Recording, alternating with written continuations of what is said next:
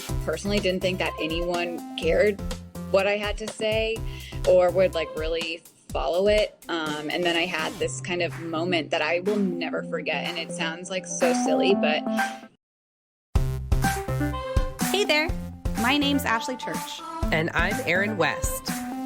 We were once newly promoted crime scene and latent print supervisors on mutual struggle buses as we both simultaneously tried to navigate through the challenges within our forensic units. Now we run a business where we create tools and resources that we wish we had had to make these transitions easier. We like to talk about the experiences we've had in the forensic field, the good, the bad, and the ugly, in the hopes to create awareness around these issues and move the needle forward to create positive change in the forensic community. So if you're a forensic professional, regardless of your years of experience, who's not afraid to dive into real, raw, and sometimes uncomfortable topics, you're in the right place.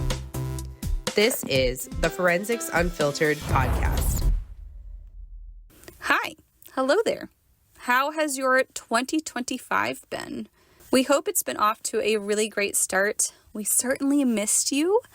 But we did take a small pause from Forensics Unfiltered because we're a couple of psychos and we thought we could take on a bunch of different projects all at the same time right at the beginning of the year and got hit with a slap of reality that in fact, no, we could not do it all. You may have seen some of them. We've already released the processing flowcharts at the beginning of the year. We're about to release virtual mock crime scenes. That's coming up soon. And we have another big project being released in May. So we're playing a little bit of catch up. This episode was actually recorded in November, and we're just going to take it from there, one episode at a time. Glad to have you back. Hope you enjoy. Before we start this episode, our guests would like to share a disclaimer that the opinions shared are their own and not representative of their current or past employment. Now sit back, relax, and enjoy. Welcome back, guys, to another episode of Forensics Unfiltered. We're so excited to have you guys back here with us once again. This episode just happens to be the week before Black Friday and Thanksgiving. And of course, we've had all kinds of shenanigans and craziness going on over here, getting ready for our big Black Friday events. So we're super excited to launch those for you guys in literally just a few hours. But we paused all of that for just a moment to record this podcast episode for you guys. And we have a very special guest here today, Miss Amanda Lloyd. We're so excited to have you here, Miss Amanda. Thanks for joining us. Thank you so much for having me. It's so exciting. We are super pumped to have her here. So for those of you that don't know, Miss Amanda joined us this year as our social media manager. So all the beautiful posts that you see on our Gap Science social media pages originate from Amanda and a little touch of Ashley as well. So both of them are managing all of our social media platforms. And honestly, this week, they're going to have a pretty bananas week with all the Black Friday posts that are coming out. But we first saw Amanda when we launched Gap Science. She was one of our very first diehard fans. And for that, we very much appreciate it. We're so glad that you've become an integral part of the Gap Science family. But tell everyone who's listening today a little bit about your forensic background, kind of where you started to where you are now. Oh my gosh. Okay. Well, thank you so much for having me on today. It's so exciting. As you said, I've been an OG Gap Science follower since the land before time. So I'm very excited. So my segue into forensic science wasn't like everyone else's. I feel like, I didn't become a police officer and just kind of happened to land in a forensic unit. And I didn't watch CSI. I mean, I watched CSI, but that wasn't what got me into forensics. In 8th grade, my language arts teacher, she actually had a career unit, and she put all these different careers in a hat and then made all of us pick out of a hat these various careers. And then we had to give a presentation to our class about everything that we had learned. And I picked forensic science, which as an 8th grader, I'm like, what is a forensic scientist? I knew I wanted to be an interior decorator, so I was devastated when I had to learn all about forensic science. But I was like, okay, whatever, let's give this a go. It kind of brought me down the path of autopsies and pathology assistant, and I was obsessed with it. I loved every aspect of that, and my parents were super supportive of that dream. To this day, that Christmas, they gifted me an autopsy book, and I still have it as like a coffee table book. Oh my gosh, for your 8th grade Christmas? Yes, like that's wild. I love that. But ever since then, I kind of knew, okay, forensic science is the end goal. So I started applying to forensic colleges. I landed on West Virginia University for my bachelor's. It was so hard. I'm not a school person. I am somewhat intelligent, but like studying and reading books and organic chemistry is just for the birds. It's not for me. I almost quit halfway through to actually change majors to go into interior design, and my parents were like, absolutely not, you are going to stay the course. And I'm so glad that I did not give up on that dream, because after I graduated, I landed as a forensic technician with BAE Systems doing forensic contract work, and that's where I met Aaron for the first time all those years ago. And then I kind of segued to Texas, landed with Texas Department of Public Safety for a while as a latent print examiner, as well as serving on their state's crime scene response team. And then I always knew that I wanted to come home back to the East Coast. I'm originally from New Hampshire. And so I saw a posting for the Worcester Police Department out of Massachusetts. I applied, went through 2 rounds of interviews, and got the job on the spot. So that was really exciting. So for the past 6.5 years, that's where I've kind of fine-tuned my forensic and crime scene skills. And then as about like 4 weeks ago, I just joined the Massachusetts State Police within their crime scene unit. So I've been there for about 5 minutes. I am a supervising identification agent. I don't know what I'm really doing at this moment. I have not been giving a training binder just yet. Quality assurance is still going through all of my previous paperwork from Worcester. The first 4 weeks have been great. I've really enjoyed it. It was definitely a good move for me. So I'm very excited to see, kind of where this goes. Yeah, love we that. were super excited for you. This leadership position, very proud. Thank you. Thank you. Thank you. I know. I have to say, before we dive into talking about more of Amanda's background, that it's so funny that the field seems so large when you start and you're new.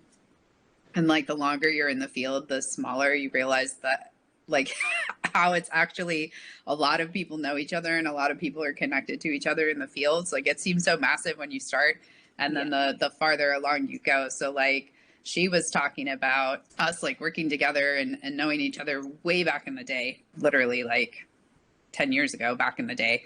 And then she left and went to Texas, you said, and then to Worcester. Yes. And so when she went to Worcester, she ended up working with her supervisor, was someone that I went to the Ron Smith Latent Print Academy with back in like 2008. And one of my coworkers from Florida ended up moving to Massachusetts and working at her department. So, it's just wild to think that like, there's so many of us that are connected by all these little invisible strings all over the place. So And then social media connected, like that's how I started talking with Amanda as well. Wild. A small world.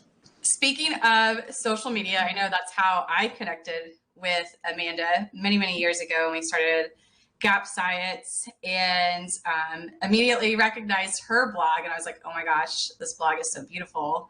So we also started following the Proper Seal and like going like back and forth, supporting one another. So I want to kind of bring it back to like what your blog is all about, why you started it in the first place, because a lot of people probably don't know that you have a blog as well.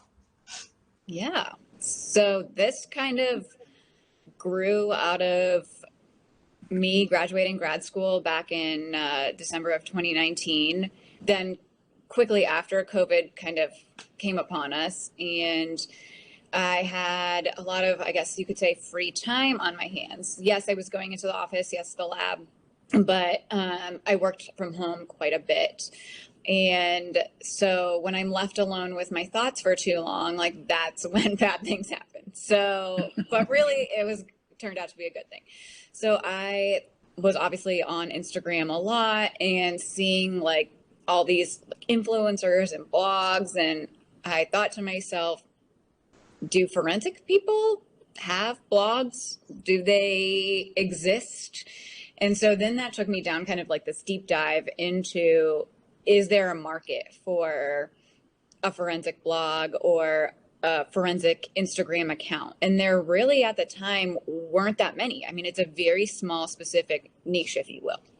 And so I was like, okay, well, maybe I can do this. Like that's an absolute delulu thought, but I was like, okay, let's see what this is all about. Like, how hard could this be?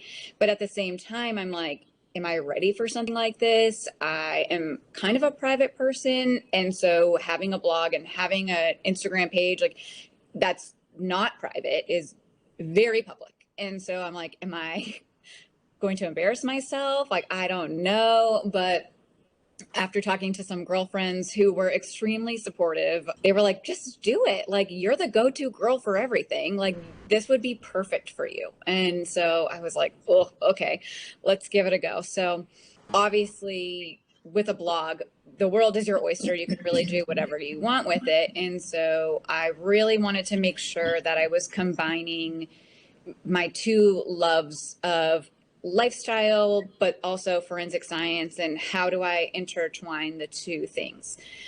So first was landing on a name, which was very challenging. I wanted it to be something that reflected forensic science. Like if you saw it, you would immediately possibly think forensic science. And so, of course, throwing lots of things at the wall to see if it would stick, but then also trying to learn about like domain names, what's taken, what's not, and going through that kind of full process. And it came to me one day, I was sitting at my desk at work. So sorry, Jenna, I was not working in this moment, but we needed a little break. And I thought back to one of my coworkers that I just adored from Texas. His name is Jack Flanders. You may know him. He's great. And he's just so silly. And I remember him drawing this seal with like a monocle and like a little bow tie and a hat. And he was like, look at this, look at this. And he was like, it's the proper seal. Don't you get it? A proper seal, like a play on forensic science. Yes. I was like, oh my gosh, that's literally the funniest thing ever. And so I was like, that could work. Like, not to steal his thunder, but like that could really work. And so I wanted the name to be obviously forensic related, but chic as well, which represented the brand that I had going on in my head.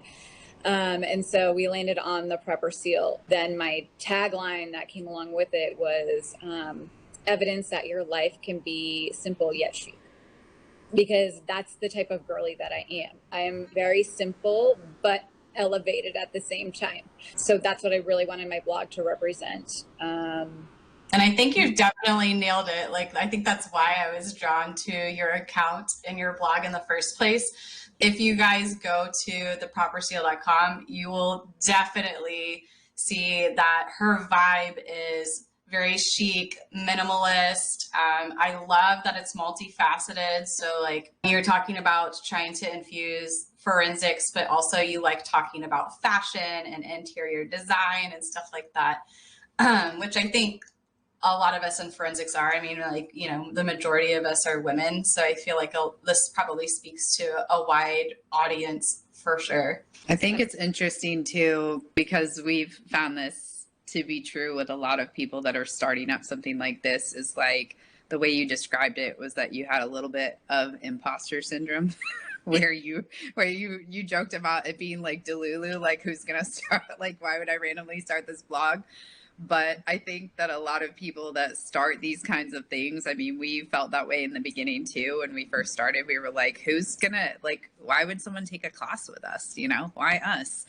And then you get going. Yeah. And then you get going and you get practiced at it and seasoned at like all the little parts and pieces.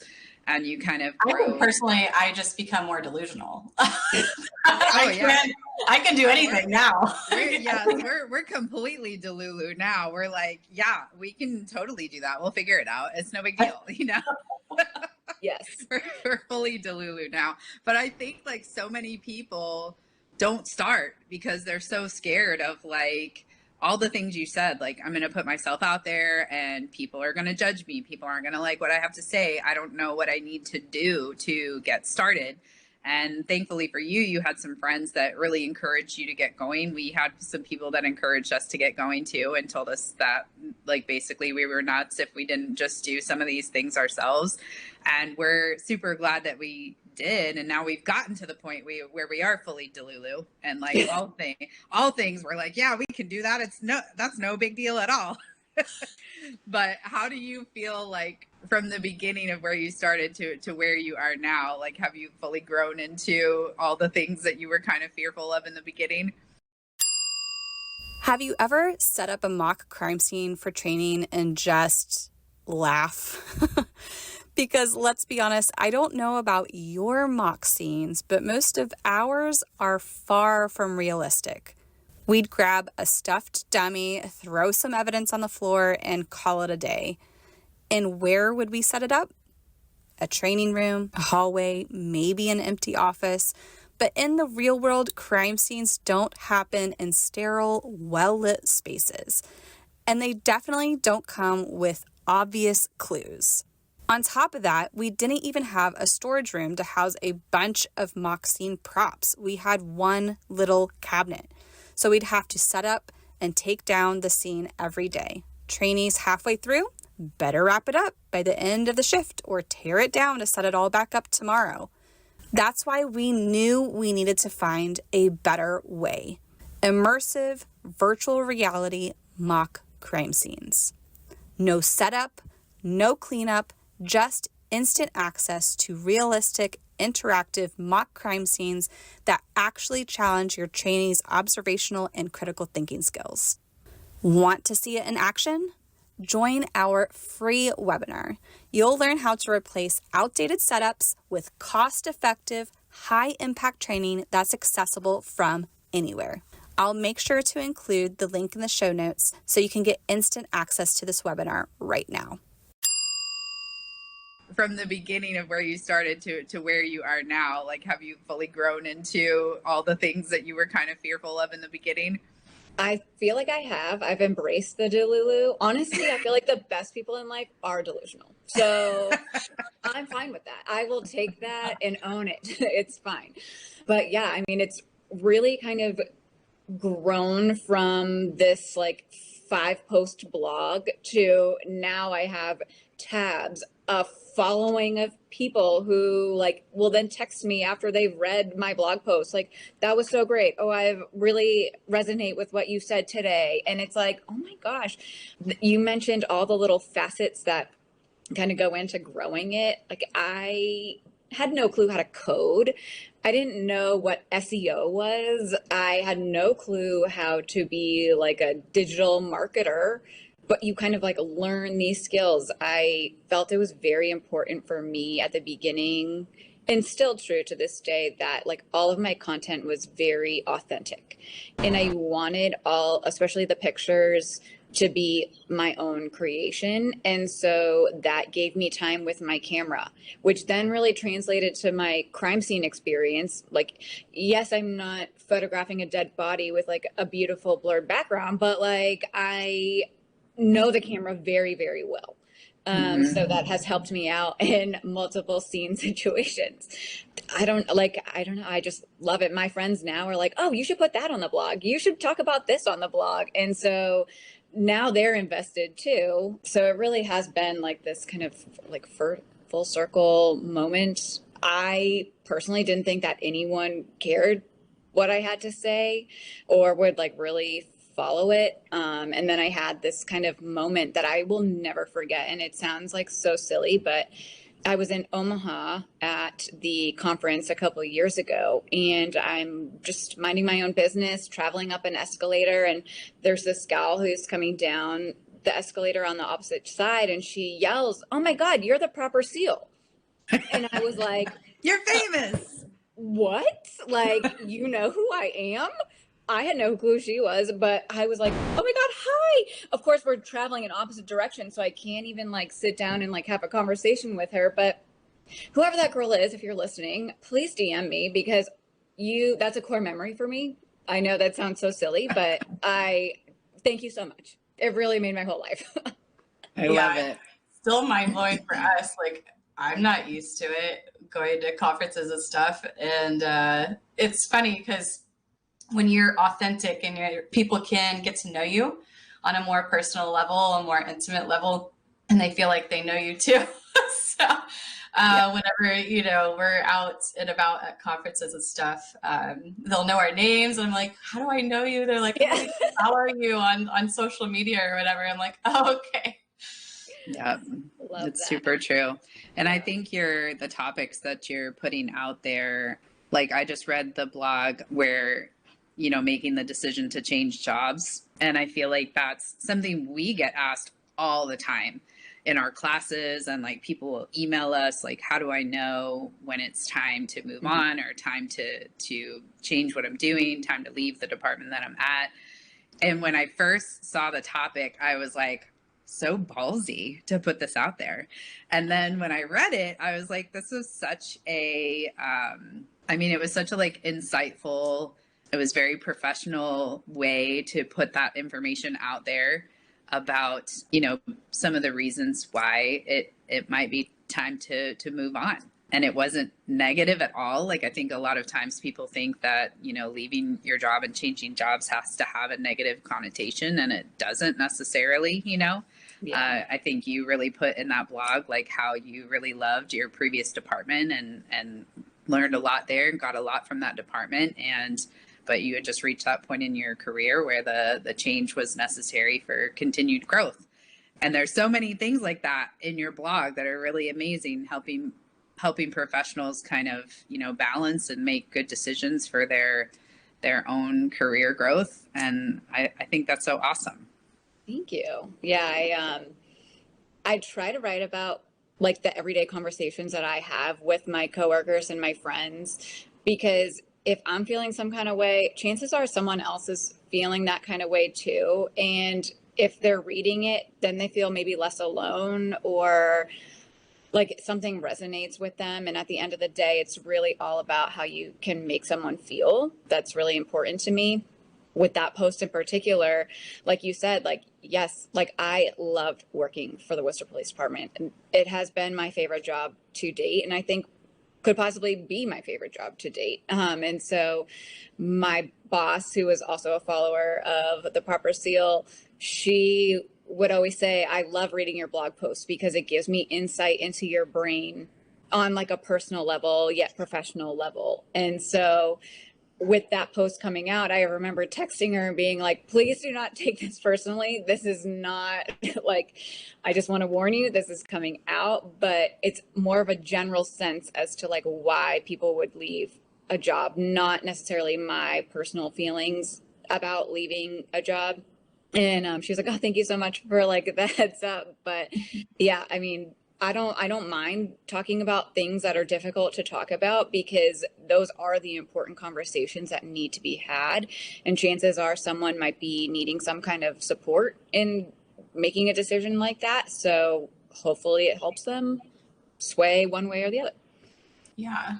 And I know you mentioned too, like very briefly, you mentioned all of like the technical things that you have to manage with the blog. It's literally not just writing a post. You have all of these other things that you have to manage and learn how to do.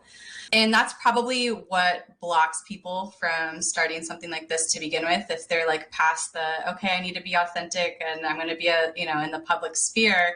Another thing that would stop someone from starting a project like this is all of the technical side of things. Much like your degree, right? Where like organic chemistry was the bane of your existence, and mine too. So there's definitely parts of the back end of things, if you will, that are very challenging. So if you want to give some people some insights of what it really takes to learn how to manage a blog, like maybe some of the things that you had to learn along the way. Oh my gosh, yes. So my Delulu self, going back to that moment where I'm like, how hard can this be? It's really hard. Really hard. I had to, well, one, like brainstorm, okay, what site am I going to use to host my blog site on? Then you get into like the legalities of it, like all the disclaimers and like the legal portions of it and the privacy policies to make sure that you're covered legally to be even be putting this stuff out into the world. Then there is like, SEO, your search engine optimization. Is what I'm writing going to get out into the world? There's email lists. There's, okay, what if your site crashes? Then what do I do? Then there's being able to link your like Instagram account to that. Also figuring out how to make what's called like a widget, like what shows up in the little search bar, just all these weird things. And I'm like, what is this? I mean, YouTube University, shout out to that, because I could have never gotten to where I am or even started without watching like endless hours of video tutorials on how to do all of this stuff. Then you have to kind of think about like the marketing side of it. All right, you've created this blog post now. It's checked all of the boxes that it needs to like be on the site. But now how am I going to promote this? And so you have to think about like Facebook, Instagram, LinkedIn, like platforms like that, learning how to then, what is a link in bio? What does that even mean? Like figuring out how to do that. Again, coming up with a schedule, like a content creation schedule, all the images that go along with that. It's so much. Canva, I've learned so much in Canva. It is my best friend. But then like not only has this stuff really helped me in like the blogging, like personal land, it's also then translated to my professional career as well. So mentioning Canva, I recently took over as the secretary for the New England division of IAI, and how they've had everything established thus far has been great. But, taking over, it's like, okay, well, how am I going to leave my mark as secretary on this professional organization? And so I'm like, all right, well, what if I created all this marketing for us? And so I'm the face behind all of our save the dates that go out, your Instagram posts about it, the little meal tickets that you get going to like the presidential dinner, or even, because I know you guys talked about it on your Instagram, the coffee bar advertisements, advertising like Uncover Forensics or like other forensic brands out there. So like Canva taught me how to do all of that. So now that's translating over to my professional world. So that has been great too. Never expected that to happen. If I had to pick 3 tools to run a business, it'd be Canva, YouTube, and ChatGPT. Yes. Oh my God. I love ChatGPT. Yeah. We use a lot of ChatGPT for sure. So I think like we've had to do the same thing. Like what you're saying is you started just wanting to do a blog. So you just wanted to write. And then you had to learn all these 8 million other things that go with that to actually start a blog. And we were the same. We're like, oh, we just want to provide like the resources that we didn't have, and then that turned into like so many crazy things. But for us, and I'm interested to know if this is the same for you, because you're saying like a lot of these skills have, they've helped with the blog, but they've also helped with other things as well. For us, we've kind of developed this like mental flexibility of like learning is just part of the process, and we'll learn whatever we need to learn to kind of make it happen. But that also goes into other areas of our life where now it's, even when something is challenging, I feel like we have just kind of gotten so used to everything being a challenge that now it's just like, well, this is the next thing we have to learn, the next hurdle we have to learn to move forward. Have you kind of felt that way too with being part of this whole business now? Yes, I think you learn one skill and then it unlocks 2 more doors. And then you're like, okay, what's behind door number 1? And then that opens like 3 more doors.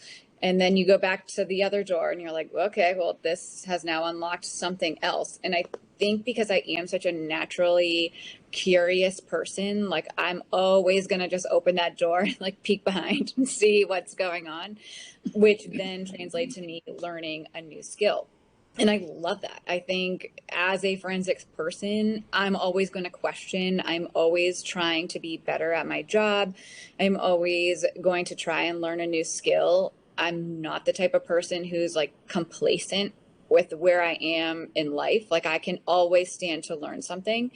So that kind of translated from my personal like blog life then to my professional life as well. So I think along the same lines too is like not just being comfortable, like learning something new and taking a new challenge, which I think is very important. If you are working in a forensic unit and you have operated the same way since the 90s, you haven't used that muscle quite enough, right? Of learning something new because it's going to get you out of your comfort zone. But also being the student, being that humble student again, is also something that I think over the years, Erin's always been really good about it, but I'm the one that's like, oh, what are people going to say? What are people going to think? So learning something new and putting yourself out there in a public way of like, hey, I'm learning this new thing. You're always going to screw something up and you have to be like, okay, well, I'm still learning. It's fine. But I think that's very transferable to the forensic world as well. Is like, it doesn't matter how long you've been in the forensic profession. A, there's always something that you can learn, and B, like you should put yourself in situations where you're the student again, and you're not like quote unquote the expert. yes, I couldn't agree more with that. It's just I like being a curious cat, just trying to figure out what's next. I have to say too, like based on what Ashley said, and this has to be the case with a blog as well, is that when you put yourself out there, yeah, you're challenging yourself to learn all these new things, but you're also opening yourself up to criticism, right? Because there's a lot of people that are going to disagree with what you have to say. In your blog, you're typing your opinions, your experience.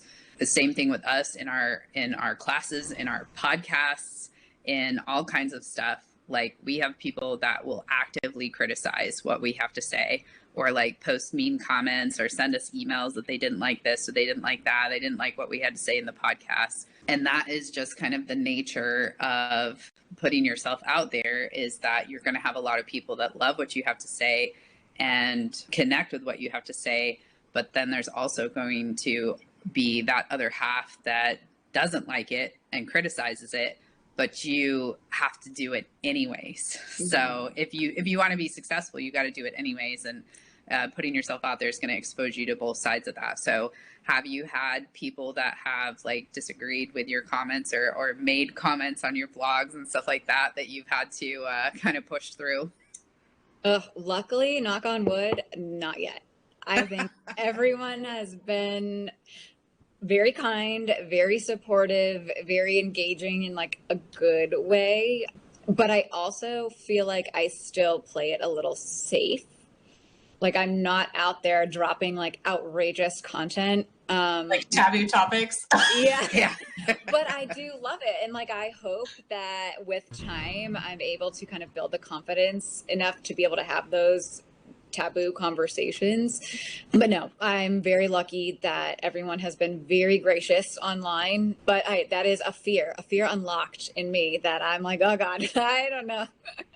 Which is one of the reasons why I was afraid to start in the first place, is because I'm a people pleaser. Like I want people to like me, and I'm a little bit afraid of, oh, she said this, or them judging me. So yeah, I still am not used to it. Even with all the criticism that we have gotten, I have gotten better about accepting, A, I'm not going to please everyone. And B, it's actually, I try to remind myself, it's actually a good thing if people don't agree, because that probably means you're saying something interesting. And if it doesn't resonate with you, that's probably a good thing, because it wasn't intended for you. It was intended for this person over here that gets it and understands it. And that's the person I'm trying to talk to, not you over here. Yeah. Yeah, we've definitely had to learn that over the last couple of years. Is like there is a group of people out there that are our people. If you're listening to this, you're probably one of them. So thank you for being part of the Gap Science family. You know, there's people out there that are our people that have, you know, been through similar things, feel similar ways. And then there's people that are not going to be your people, and that's totally fine. And just know that if you're going to start anything, that's going to be the way that it is. There'll be people that'll be team you and people that will be not team you. And you absolutely cannot please everyone. So something else that people probably don't know, or like Erin kind of alluded it to at the very, very, very beginning, is this year I got to the point where, although I really love creating all of these social media graphics, I find it a lot of fun. We have gotten to the point where we have to let some of that stuff go in order to make time for all of these other mountains of projects that we have going on. So we wanted to find someone that we could trust, that I liked the vibe, that, and you know, they could produce the type of content that is very branded for Gap Science. So a lot of you are so good at this that a lot of people probably don't realize that I've handed over the reins to someone else, which is good. That means, like, you know, you're doing such a great job. But you have been in charge of our social media for how many months now? I started in July. July. I can't believe it. oh my gosh, that's crazy. I know. Wow. Yes. Yes. And the reason why I even contacted you to begin with, I know Erin and I were like mulling over, like, who could we hire? Honestly, we tried contracting it to like cheap, but like random people across the globe. And I was like, this is not working. They don't understand forensics. They don't understand like the vibe I'm trying to go for. And I think Erin and I were like in a hotel room, and I was like, you know, I wonder if Amanda would be up for this. I love her blog. I love her style. You know, could she do it? I don't know. So we reached out to you, and I guess it's been since July that you've taken it over, which is incredible. Oh, time is flying when you're having fun. So when we first reached out to you and talked to you about that, and you first started doing all of that, because you are you're such a rock star, I think you quickly became like very obsessed with it, and like all of our content, like you dove in like we never expected you to. And you know every little thing we have going on and have planned things out like way into the future, and like pre-thought of things that we haven't even like been paying attention Literally like having a second brain. I love it. It's so amazing. So when we first reached out to you, like what were your initial thoughts? And when you first got going on all of this, were there a whole bunch of new doors that opened that you had to learn a whole bunch of new things? Yes. Well, I was very surprised when you guys slid into my DMs. I was like, they want me to do this? Like, what? Because, you know, obviously, like, you're such a big company and I love it so much. And I was like, are they crazy? But I was like, are they sure they want me to do this? But yeah, so it's been so much fun doing it. You guys make it very organized for me. Like you said, you have kind of opened the door into your business, which then allows me to kind of be able to do my job. You guys give me timelines for different things. You let me know when things are coming up, so then I can plan accordingly. My time management skills have really gotten so much better, because not only am I like working full time, I'm also teaching. Then we have like any DIY stuff, then my own blog stuff, and then now your stuff. Like, let's just add that on to the mix. So oh my God, she's nuts. But I think learning how to like really batch process has made things a lot more efficient and easier for me.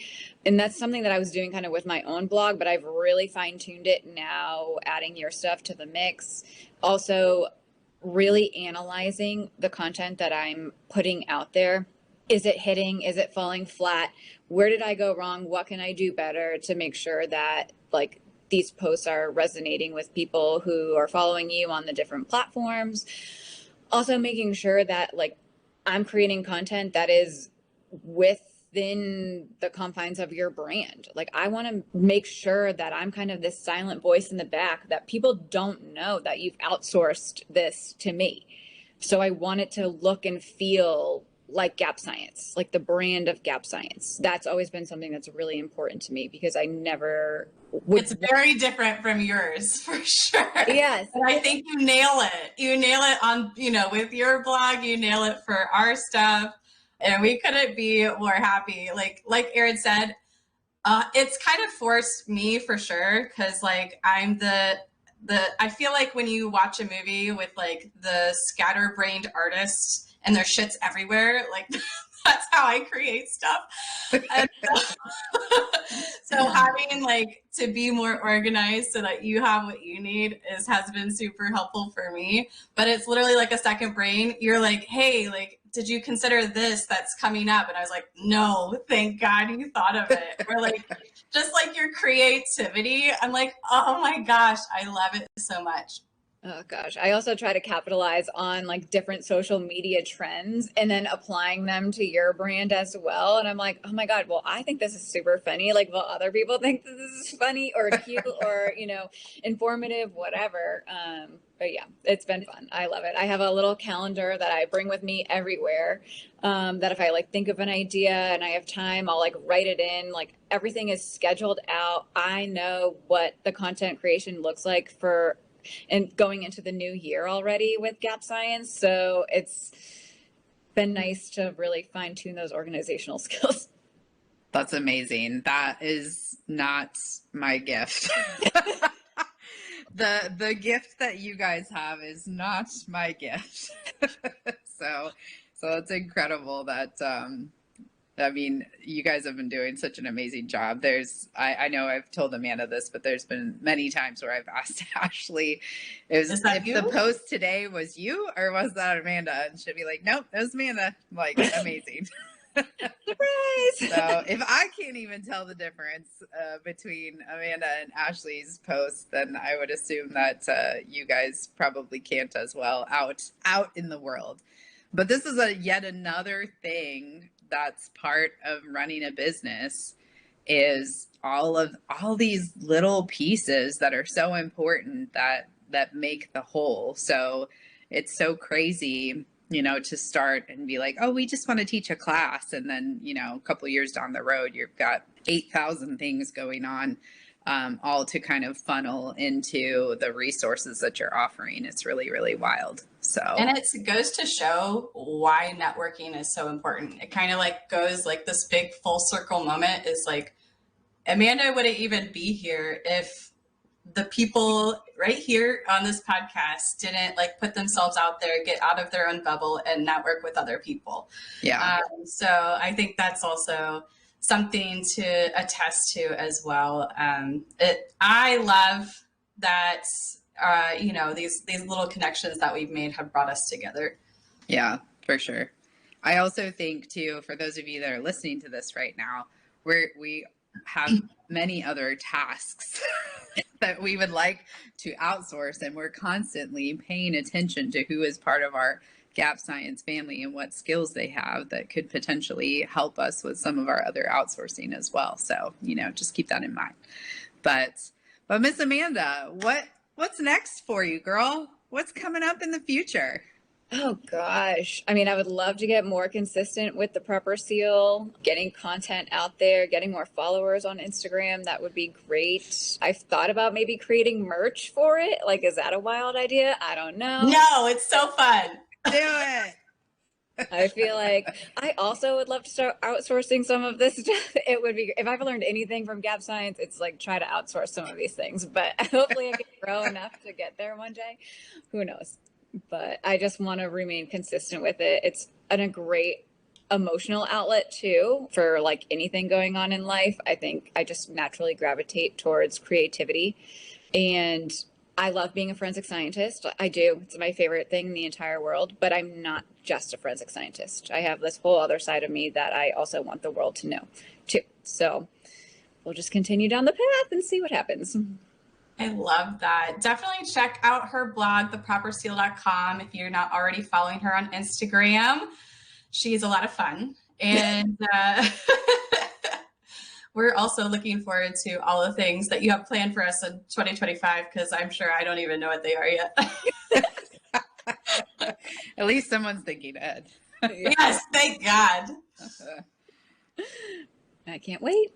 All right, Amanda. Well, thank you so much for joining us in your very busy schedule with all of those things that you have going on. Hopefully you guys and your family have an amazing Thanksgiving. Stay safe, and we will see you on the next episode.